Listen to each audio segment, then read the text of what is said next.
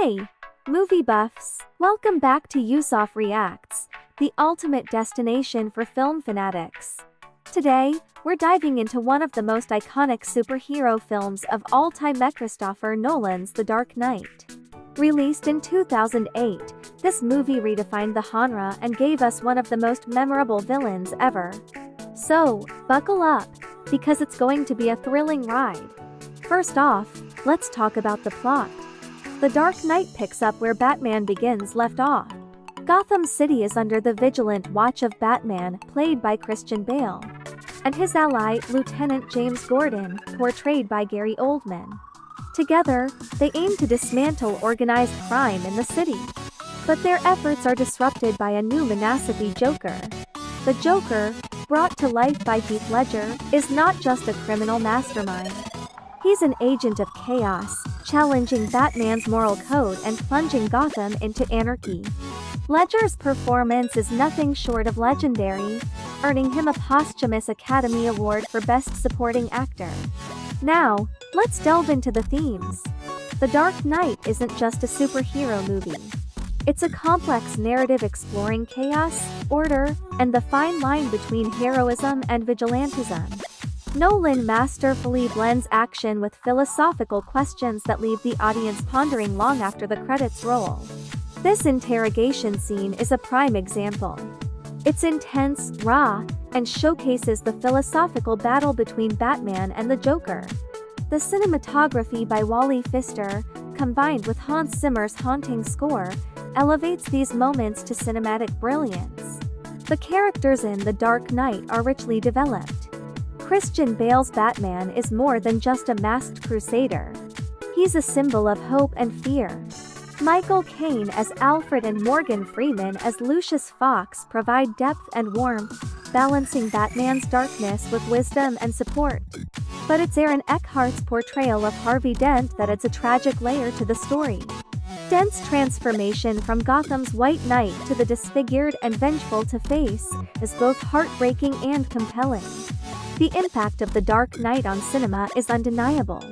It set a new standard for superhero films, proving that they can be both commercially successful and critically acclaimed. The film's influence is seen in the darker, more mature tone of subsequent superhero movies. Nolan's trilogy concluded with The Dark Knight Rises in 2012. But it's The Dark Knight that remains a cultural touchstone, influencing filmmakers and inspiring a generation of fans.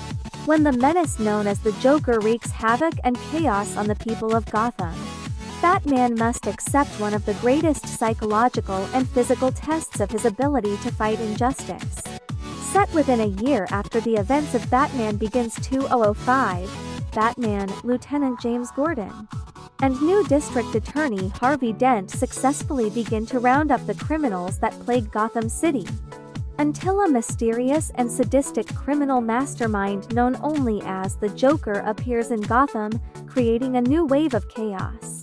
Batman's struggle against the Joker becomes deeply personal, forcing him to confront everything he believes and improve his technology to stop him. A love triangle develops between Bruce Wayne, Dent, and Rachel Dawes. Following the events of Batman Begins 2005, Mighty Batman, Lieutenant James Gordon, and District Attorney Harvey Dent plan to arrest shady mob accountant Lau to bring down the mob. But Lau's detailed disclosures threaten Gotham's organized crime. As a result, the city's desperate mob bosses turn to the Joker, a sadistic, green-haired psychopath in a purple suit with a flair for crime. As the unstoppable criminal mastermind wreaks havoc, bringing Gotham to its knees with widespread anarchy and chaos, Batman must face his greatest challenge to battle injustice. However, is the Dark Knight prepared to walk the fine line between defender and avenger, hero and vigilante? Gotham's new district attorney has been elected. His name is Harvey Dent, and he has a radical new agenda that threatens to take down Gotham's organized crime underworld once and for all with an iron fist. But the emergence of the rogue vigilante known as Batman has caused problems for Dent and his agenda. A new criminal mastermind known only as the Joker has arrived and aims to take Gotham out from under Harvey Dent's iron fist. The Joker stages a masterfully planned bank robbery and robs the Gotham mob blind. He uses this money to stage a series of horrific and strategic attacks against the city and its people. Each one carefully planned and aimed at Dent and Batman while causing the rest of the city to enter panic mode. Meanwhile, Batman thinks he might have found a lead to the Joker. Thanks to Wayne Enterprises' dealings with a shady Chinese banker, and that takes Batman and Alfred to Hong Kong. The Joker has no rules, but Batman has only one, and the Joker aims to make Batman break his only rule. But who will be the one to take him out? Will it be rogue vigilante Batman, or will it be elected official Harvey Dent, the new hero with a face?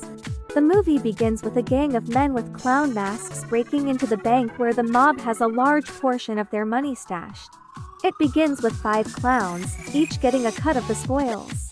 They suggest that a 6th member of the gang nicknamed the Joker, who did the planning, but sat out the robbery, doesn't deserve a cut. As the robbery goes on, the clowns begin to kill each other in order to get a larger cut. Until a school bus crashes through the wall of the bank, killing another clown. A mob bank manager, who was himself shot with an automatic weapon after he tried to take out the clowns with a shotgun, tells the remaining clown that he doesn't know who he is dealing with. The clown kneels down and tells the banker, "I believe whatever doesn't kill you simply makes you stranger." Then removes his mask to reveal that he himself is the Joker. Joker puts a grenade into the banker's mouth and boards the bus, leaving a cord attached to the pin. The bus pulls out with all of the bank's cash and the pin pops out. It is just a gas grenade. The Joker joins a long line of school buses leaving the scene as the police arrive. Gotham is then seen at night with criminals afraid to commit crimes under the watchful sign of the Bat Signal projected onto the clouds. We see Elf, James Gordon manning the Bat Signal, waiting for Batman with Debt. Anna Ramirez, who asks if he's coming. Gordon explains that it is okay if he is not, hoping that he is busy elsewhere. He asks about Ramirez's mother, who's in the hospital. Meanwhile, in a parking garage, the Scarecrow, still at large after escaping Arkham Asylum, is negotiating with the Russian mob members, led by the Chechen, over the sale of some of his fear-inducing drugs. The sale is interrupted when some of Gotham's citizens dressed as Batman wannabes begin shooting at the men. As he gasses one of the fake Batmen with his mind-altering drugs from his cuff, the Scarecrow notes that they are not the real Batman because Batman would never use a gun. Suddenly, the Batmobile or Tumbler crashes through a barricade and Scarecrow notes, "That's more like it." The Batmobile, programmed to loiter and then intimidate, fires rockets into a nearby office, sending the remaining mobsters running. The real Batman arrives on the scene and bends the rifle barrel of one of the wannabe Batmen before knocking him out. The Chechen sends his Rottweilers to attack the Batman, and as Batman saves them, he takes the dogs out after being badly bitten in the arm. The Scarecrow attempts to flee in a white van, but Batman jumps onto the van and begins cutting into the side with his device called the Mangler. Scarecrow swerves into a support which sends Batman to the ground. As Scarecrow gets away down a spiraling passageway, Batman leaps onto the roof of his van, smashing it to a halt. He leaves the fake Batman and the Scarecrow along with some of the mobsters tied up together for the police to eventually round up.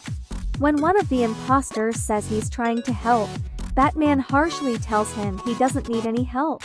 Gordon arrives at the bank the Joker held up earlier with Ramirez, who shows him the Joker's picture from a security camera.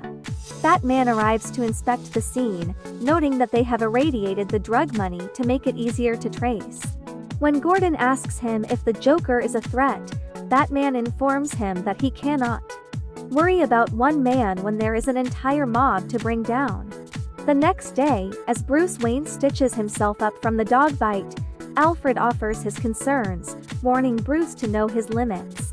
He notices Bruce keeping a close watch on newly appointed District Attorney Harvey Dent via some computer screens.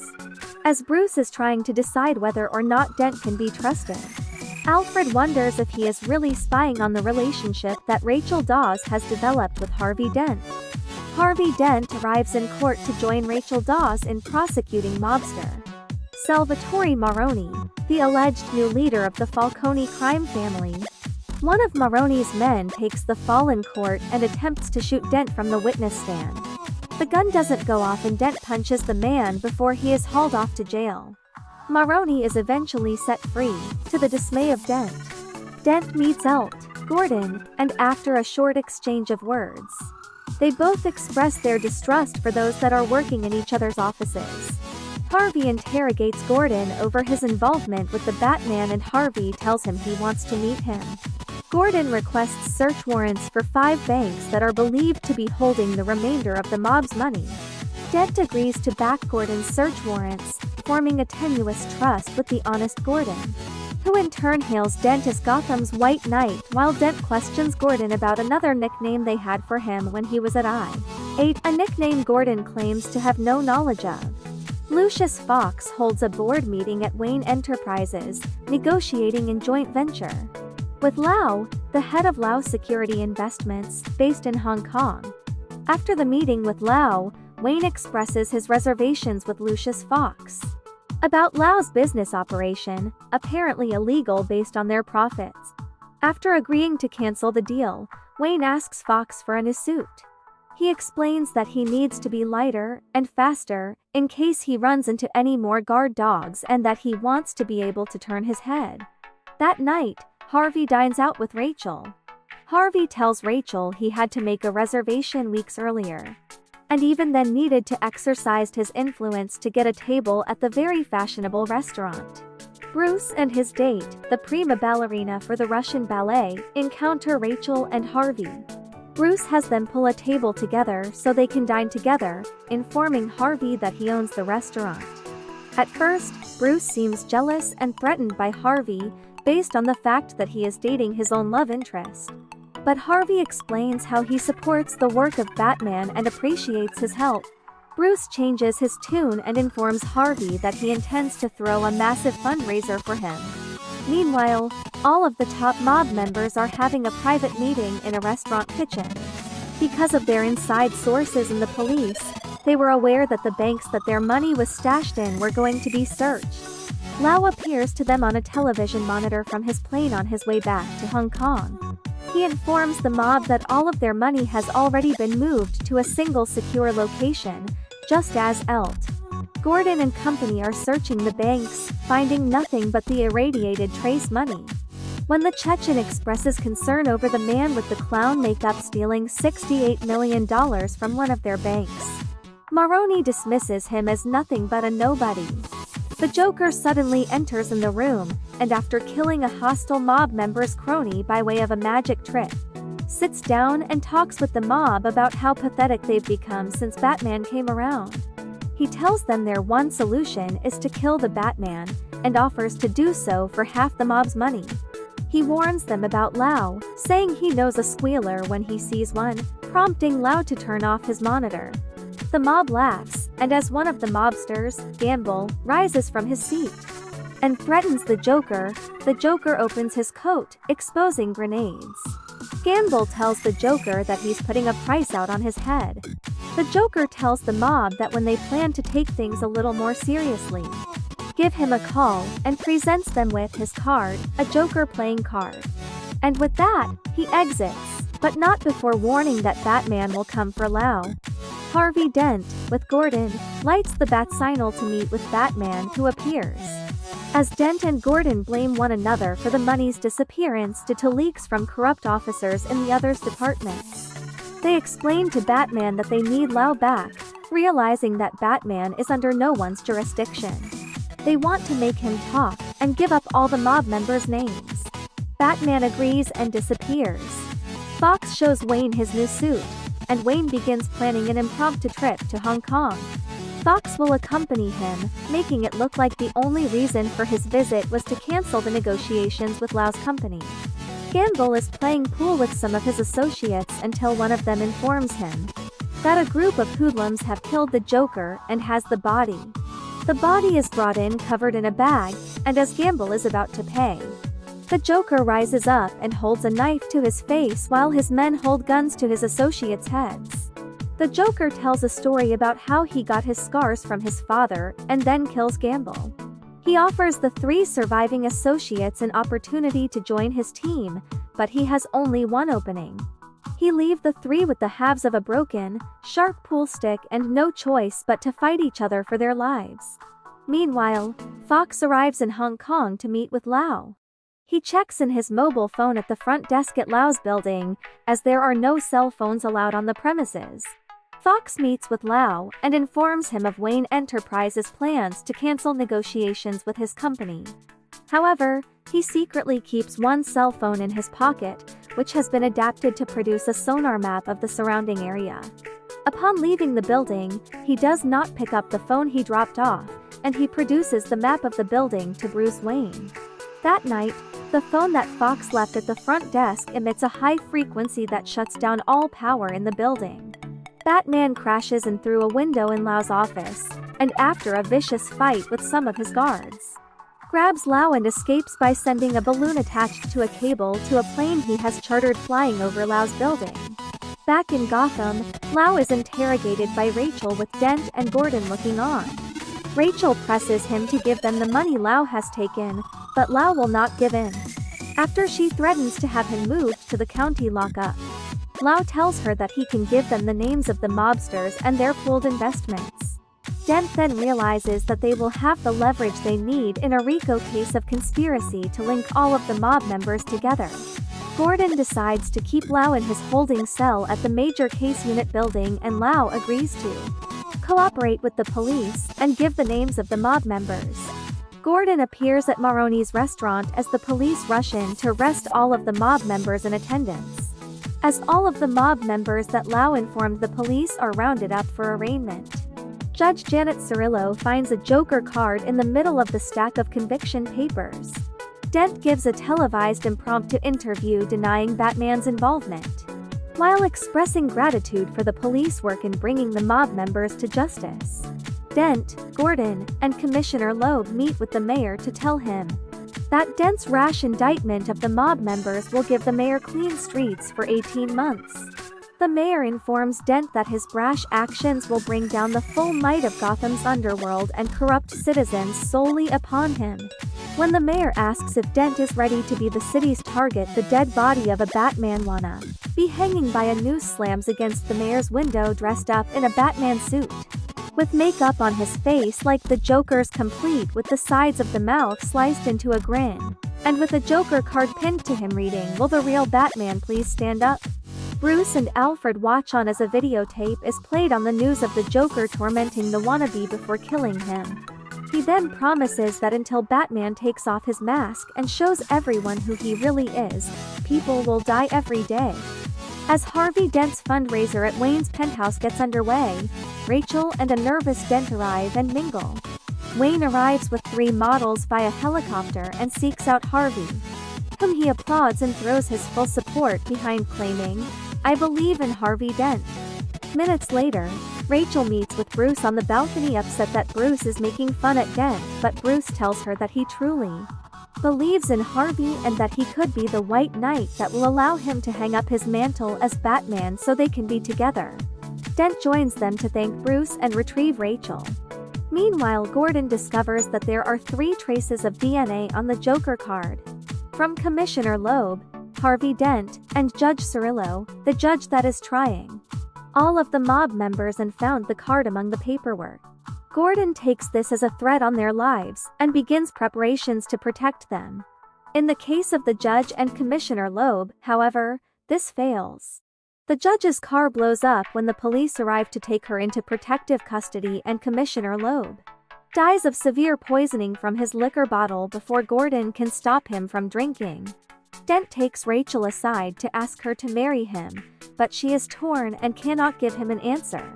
Bruce subdues Dent and locks him in a closet while Rachel watches in shock. Bruce tells Rachel that the Joker and his goons have come for Harvey and to stay hidden from sight. The Joker and his goons burst in, telling the guests that they are tonight's entertainment. The Joker scans the room seeking out Harvey Dent when Rachel steps forward. He grabs her and pulls a knife on her, telling her a different version of the story about how he got his scars, claiming that his wife was scarred by loan sharks and that he took a razor to himself to make her smile, but that she left him over it. Rachel kicks him away and he comes after her saying that he likes that little fight in her, when Batman shows up and sends him reeling. A fight breaks out between Batman, the Joker, and his goons, with the Joker and the goons beating on Batman pretty well.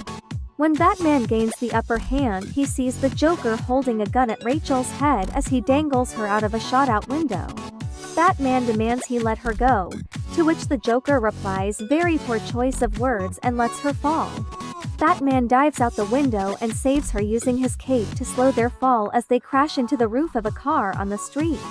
The Joker apparently vanishes from the scene. The next day, Wayne tries to figure out what the Joker is after. Alfred relates a story of when he was in Burma with friends attempting to nullify the local criminals by bribing them with jewels. One thief, however, tossed these bribes away and continued to raid the local convoys. When Bruce seems confused over this behavior, Alfred informs him that some men can't be reasoned with. They don't want anything in particular, that they kill for sport. Alfred observes that they just want to watch the world burn, as Bruce fixates on the Joker's face on a monitor. Batman is seen on the edge of a rooftop listening into cell phone frequencies when he overhears a plot against Harvey Dent. Gordon rushes to the apartment with Ramirez and Batman to find two policemen murdered, with the last names Harvey and Dent. Ramirez begins to blame Batman, but Gordon cuts her off. As Batman removes a piece of concrete wall that contains a bullet used in the murders in hopes of finding evidence. Gordon notes that the Joker has left an advance copy of tomorrow's newspaper indicating the death of the mayor. At Wayne Enterprises, Fox meets with Wayne's accountant Coleman Reese, who claims to know about certain problems with Wayne's funding in research and development, claiming that Wayne has some sort of government project with cell phones for the army underway. He also uncovers Fox's designs for the Batmobile or Tumbler. He tells Fox that he wants $10 million per year for the rest of his life to keep this a secret. Fox smiles and says, "Let me get this straight.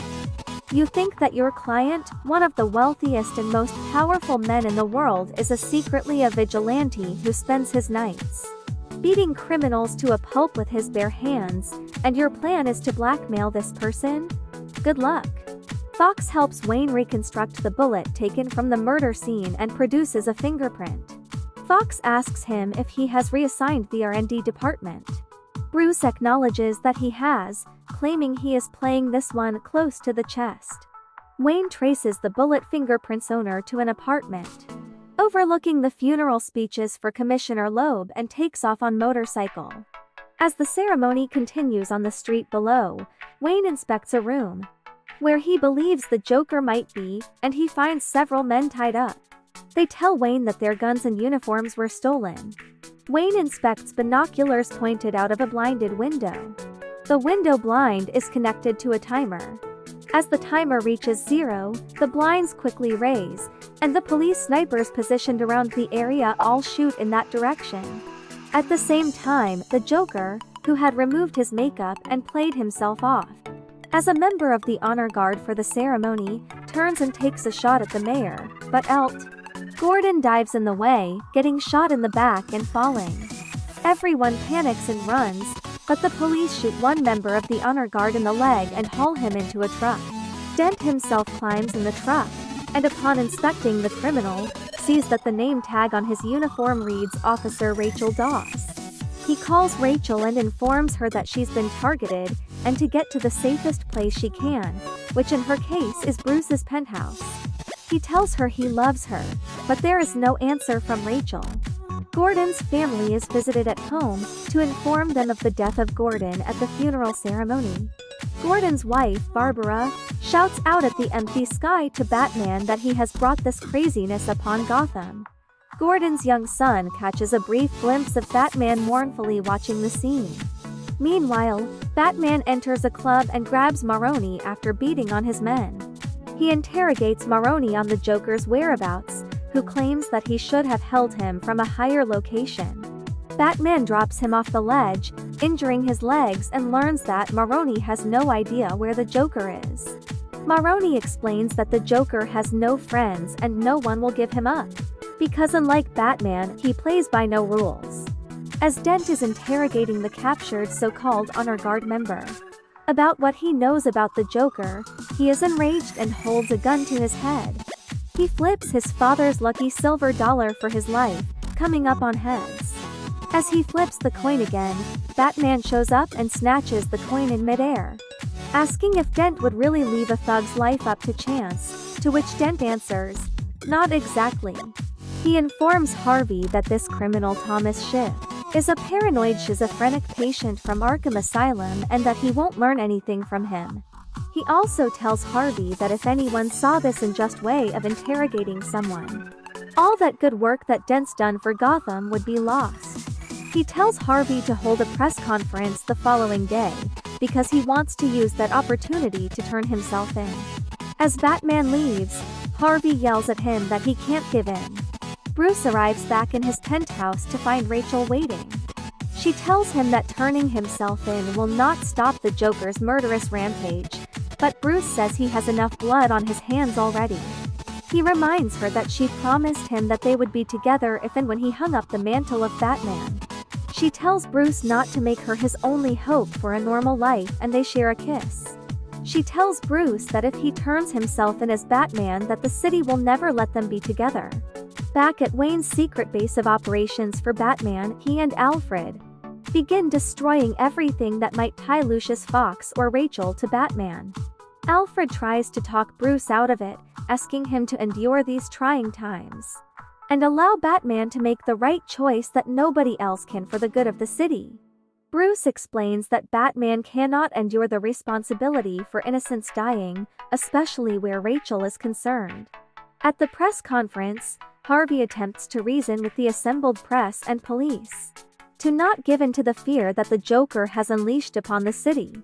He agrees that Batman is a vigilante, but that the people of Gotham should hold him accountable and not give in to the whims of this terrorist known as the Joker. However, the people are overcome with fear, crying out "No more dead cops!" to applause, indicating that Harvey will not be able to sway them. Upon his failure, Harvey announces that he is the Batman and gets handcuffed and taken away. Bruce Wayne is shown with a look of confusion on his face. Rachel, watching the news conference at Bruce Wayne's penthouse, confronts Alfred over Bruce's seeming cowardice in allowing Harvey to take the fall when he claims to be Batman. Alfred explains to Rachel that Batman is instead allowing himself to be something else besides a hero, mainly a figure outside of the system that the people can both turn to or blame in times of need, that Batman can take it. Rachel gives Alfred a letter for Bruce and tells him to give it to Bruce when the time is right. When Alfred asks what it is, she tells him it is open and hugs him before departing to see Harvey as he is being transported to the county lockup. While being taken to a convoy that will transport him to a county, Harvey explains to Rachel that this is Batman's chance. He then pulls out the coin and says, "Heads. I go through with this," and flips it, landing on heads. When Rachel tells him that he can't leave something like that to chance, he tosses her the coin, revealing that it is a two-headed coin. During this transport, he's planning on getting attacked by the Joker. And he's planning on Batman to come and save him, and to capture the Joker. The convoy takes off. While transporting Harvey, the Joker and some goons start taking out the police cars in a large semi-truck. He pulls out an RPG and begins firing at the armored truck carrying Dent. The Tumbler arrives and attempts to stop the Joker, and is hit by one of the Joker's RPGs. His car takes catastrophic damage, and he's forced to eject. However, the ejection in this car is a bike, the Batpod, that deploys out the front of the car. Batman chases down the Joker on his Batpod, and after firing some cables at the truck and weaving them through some light poles and buildings, flips the truck completely over. The Joker emerges with a Smith & Wesson M76 submachine gun and shoots at Batman, who speeds towards him on his Batpod, all the while screaming at Batman to hit him. Batman honors his own non-lethal code and swerves around the Joker, and crashes into the flipped truck, falling to the ground. As the Joker jumps on him with a knife, one of the SWAT officers holds a shotgun to the back of his head, and upon removing his helmet and mask, shows that it was Elt. Gordon, who faked his death to protect his family. The Joker is hauled away to the MCU. Harvey gets out of the truck and into a cruiser, stating he is off to see a worried girlfriend. At Gordon's Major Crimes Unit building, Gordon is promoted to commissioner by the mayor. The Joker shares a cell with a large man who complains about his insides hurting. Commissioner Gordon, after reuniting with his family, gets a call explaining that Harvey never made it home. He returns to the prison to interrogate the Joker. During the interrogation, Batman appears and starts beating on the Joker, trying to find out where Harvey is. The Joker gets under Batman's skin, telling him that they are both freaks and that when the people of Gotham no longer view Batman as a necessity, they will turn on him. Batman becomes enraged and puts a chair under the door and beats the Joker savagely. But the Joker just laughs and defiantly tells Batman that there is nothing he can do to him to hurt him and that he actually enjoys the beatings. The Joker sadistically reveals that not just Harvey, but Rachel are in separate locations, both tied up and strapped to explosives that will explode in a short amount of time. He gives the locations of the two, saying that he only has time to save one of them, and that he must make a choice that will violate Batman's code of non-lethal means, that one of them will die since Batman cannot save them both. Batman heads off, telling Gordon that he's going after Rachel. Gordon gets some men ready and heads off after Harvey. As Batman and the police are rushing towards the two prisoners, Harvey awakens to hear Rachel's voice. Whoever captured them set up an intercom system so that the two can communicate. Harvey tells Rachel that everything will be okay, and Rachel tells Harvey that she wants to marry him. While Dent tries to move in his chair to find something sharp to cut his ropes with, he falls over and knocks an oil drum down, and gasoline spills all over half of his face. Meanwhile, back at the jail, the Joker tricks a cop and holds him hostage, and he tells the other cops he just wants his phone call. Upon getting a cell phone and dialing a number, the large man that was in the cell with him blows up. The Joker had cut him open and implanted a cell phone triggered device inside of him. The Joker grabs Lau and flees the jail. Batman arrives at the address that the Joker had told him Rachel was at. But when he opens the door, he finds Harvey Dent instead, who screams in despair at having been found instead of Rachel. Gordon arrives at the supposed location for Dent, but the warehouse explodes and Rachel is killed.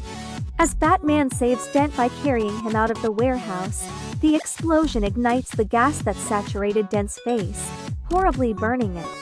Dent is taken to Gotham General Hospital. Batman visits Dent in the hospital, and leaves him the two-headed coin that they found at the site where Rachel died.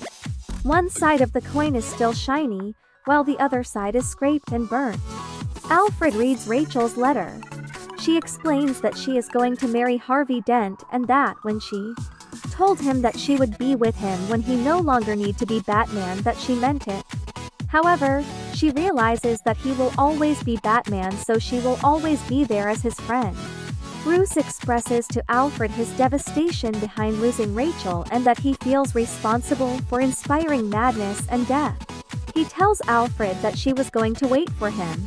Alfred chooses not to give him her letter, saying the time is not right and that with Harvey Dent hospitalized, it will be up to him alone to fight the crime in Gotham City.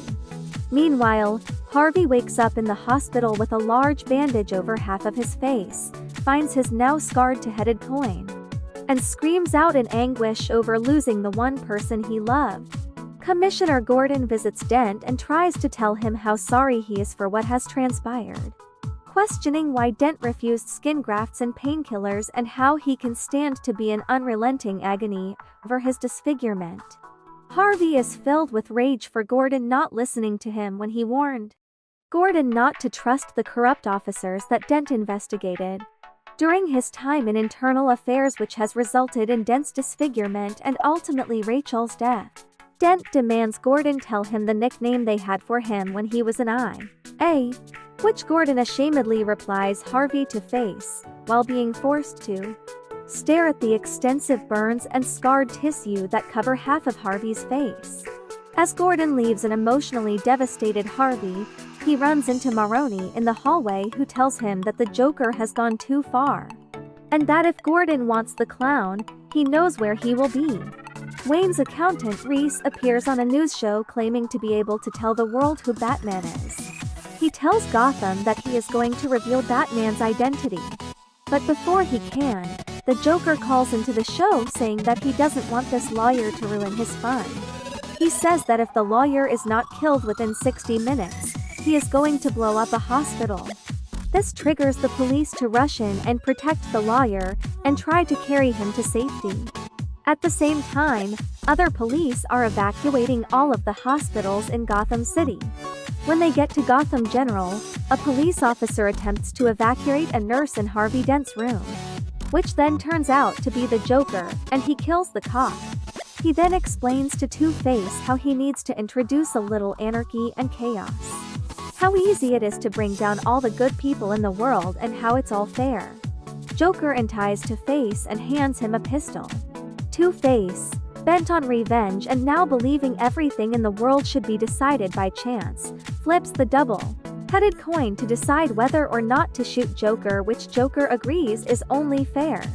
Though we don't see it, the coin obviously lands on the clean side, since the next scene shows Joker leaving Gotham General Hospital as it blows up in the background.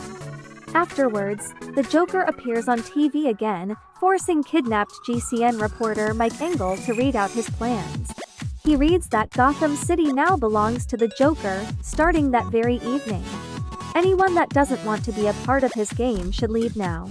But they are going to have a hard time leaving the city by the bridges.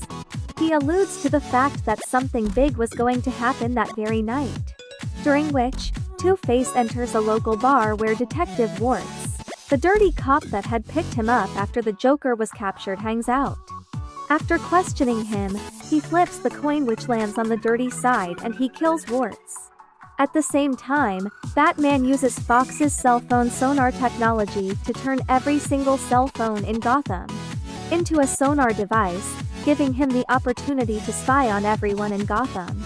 He calls Fox in and tells him to monitor the screens and give him updates on the Joker's location when he sees him.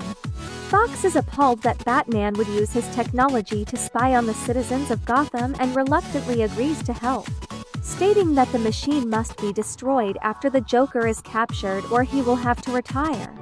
Batman tells Fox to enter his name into the console when the mission is over. Two-Face continues to question mob members, trying to uncover the identity of the dirty cop that kidnapped Rachel. When confronting Maroni in Maroni's car, he learns that the other cop is Ramirez. He then flips the coin for Maroni, which lands on the clean side. "Lucky man," he remarks before he flips it again. It lands on the dirty side and he buckles up and states, but he's not, as he shoots Maroni's driver, causing the car to veer off the road and crash into the dockyards. Meanwhile, two large ferries leave Gotham due to the Joker's threats. One is inhabited by criminals that Harvey and Gordon helped put away. The other is packed with innocent citizens, the city's bridges apparently being wired with explosives.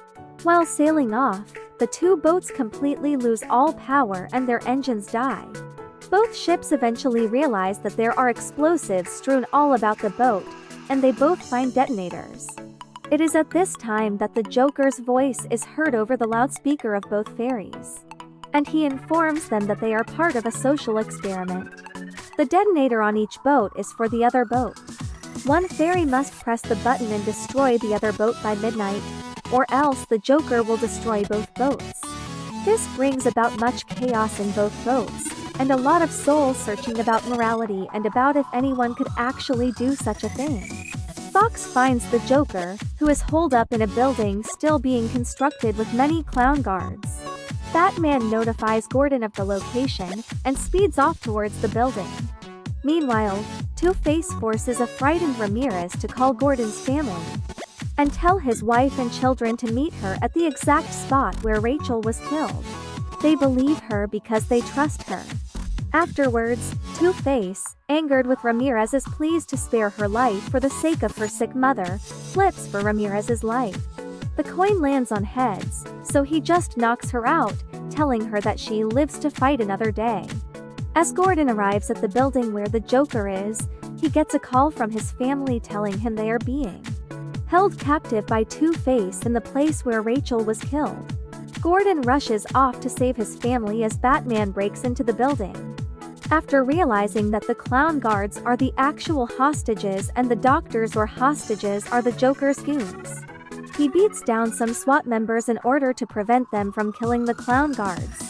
And he disables the goons as he makes his way up to the Joker's location. When he finally confronts the Joker sends the Chechen's Rottweilers after him. And while Batman fights them off, the Joker beats him brutally with a blunt metal object, and eventually throws him close to the edge of the building, trapping him under a metal beam. At the same time, the two boats are still debating what to do with the detonators. On the criminal ferry, one of the largest and meanest-looking convicts makes a speech about the warden holding the trigger not knowing how to take life, then goes up to the warden and asks to take the trigger, so he himself can do what the warden should have done 10 minutes ago. The warden hands the convict the trigger and the convict promptly throws it out of the ferry, making it impossible for anyone on the convict ferry to blow up the innocent ferry. On the innocent ferry, after having voted to use their detonator, the officials can't bring themselves to act out the decision. A man stands up, takes the detonator but is unable to press the button. The Joker, on top of Batman while holding him down, shows signs of disappointment when neither of the ferry's passengers will stoop to his level. As he's about to destroy the two boats, Batman fires his gauntlet darts at him, knocking the detonator out of his hands, and throws him over the edge of the building. Before he can hit the ground, however, Batman fires one of his grappling gun tools at him and saves him. While hanging in front of Batman, the Joker tells him that the two of them are destined to fight forever, and how Batman really is incorruptible. The Joker reveals to him, however, that his real plan was to engineer the fall of Gotham's White Knight, Harvey Dent, since that would introduce much more chaos when a good man like Dent is shown descending into chaos and evil. Batman heads off to find Harvey, while the SWAT team captures the Joker. At 250 52nd Street, Gordon arrives to see Two-Face holding his family hostage. Two-Face knocks him to the ground and tells him that he's going to make him suffer just as he did, as he grabs his young son Jimmy and prepares to flip the coin for his fate. Batman arrives and tells him to stop, and to blame the people responsible for Rachel's death. So then Two-Face flips the coin for Batman, which lands on the dirty, scarred side, and Two-Face shoots him. He then flips the coin for himself and it lands on the clean side. As he's flipping the coin for Gordon's son, he tells Gordon to lie to the boy and tell him that everything will be alright, just as Dent himself had to tell Rachel earlier, seconds before she was killed. Batman gets up and tackles him and they fall off of the building together. Unseen by them, the coin lands on the clean side. Batman hands Jimmy up to Gordon as Batman himself falls to the ground next to Two-Face, who lies motionless. As Gordon climbs down to check on Batman, Batman laments that, in the end, the Joker won. By corrupting Harvey Dent and turning him evil, he tore down the best of them. If Gotham were to find out about Dent's murders, then the symbol of hope and faith he had given Gotham would diminish and all the prisoners he helped put back in jail would be let out, thus creating chaos. Batman explains that Gotham can never find out about the murders, and takes the blame of them on himself, so that the Joker wouldn't win and the city's peace would remain. We see a montage of Commissioner Gordon and other members of the Gotham City Police Department gathered at a memorial to Harvey Dent. It isn't clear whether he was killed or not. Gordon then smashes the bat signal above the MCU building, while Alfred burns Rachel's note and Lucius shuts down the sonar machine with a pleased look. Batman, in the background, continues to explain that by taking the blame of the killings, the faith that the people of Gotham had in Harvey Dent can be rewarded, and they can feel justified. Batman then runs from Gordon as the cops begin to chase him. And Gordon tells his son that while Harvey Dent was the hero Gotham needed, Batman is the hero that Gotham deserved. The bat signal is destroyed and a manhunt is issued for Batman. Batman gets on his Batpod and speeds away, while Gordon declares he's a silent guardian, a watchful protector, a dark knight. In conclusion, The Dark Knight isn't just a movie. It's an experience. Its complex characters, gripping narrative, and philosophical undertones make it a timeless masterpiece. If you haven't seen it yet, what are you waiting for? And if you have, it's always worth a rewatch. Thanks for joining me on this journey through Gotham. Don't forget to like, comment, and subscribe for more deep dives into your favorite films. I'm Lois, and until next time, keep watching.